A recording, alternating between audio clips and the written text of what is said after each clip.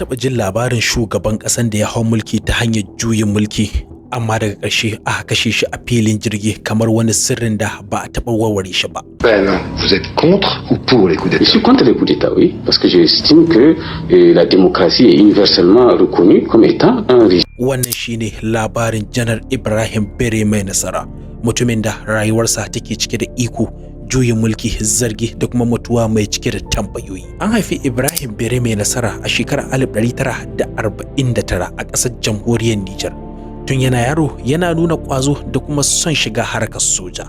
Ya shiga makarantar soja inda ya zama ɗaya daga cikin waɗanda aka fi ɗauka da ƙarfi da kuma tsari.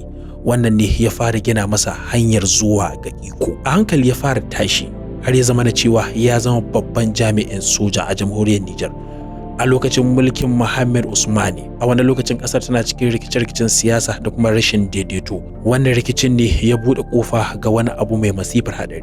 A ranar 27 ga watan Januwari na shekarar 1996, Ibrahim Baré Maïnassara ya jagoranci juyin mulki ya kifar da gwamnatin farar hula ta Muhammad Usmani.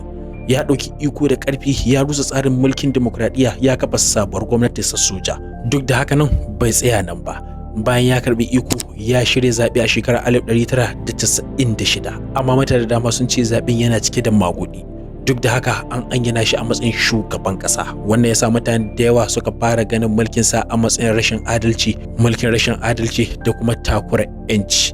Mulkin Ibrahim Baré Maïnassara ya kasance mai cike da tsatsauran matakai. Tsangwama ga 'yan adawa, rikice-rikicen siyasa, mutane da dama sun fara jin tsoro a wannan lokacin. Wasu sun fara adawa a boye, amma abin da ya faru a gaba shine babu wanda zai zata. A ranar 9 ga watan Afrilu na shekarar 1999, wani abu mai ban tsoro ya faru a filin jirgin sama na Diori, wato Hamani International Airport da ke Niger.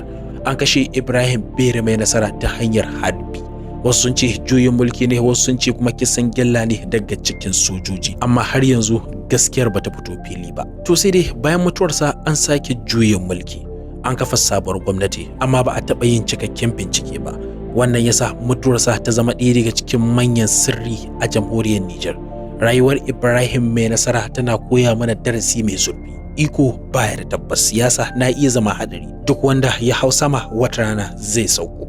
A ƙarshe wato anan shine, shin kai kana ganin an kashe shi ne saboda siyasa, ko kuwa akwai wani sirrin da ake boye mana?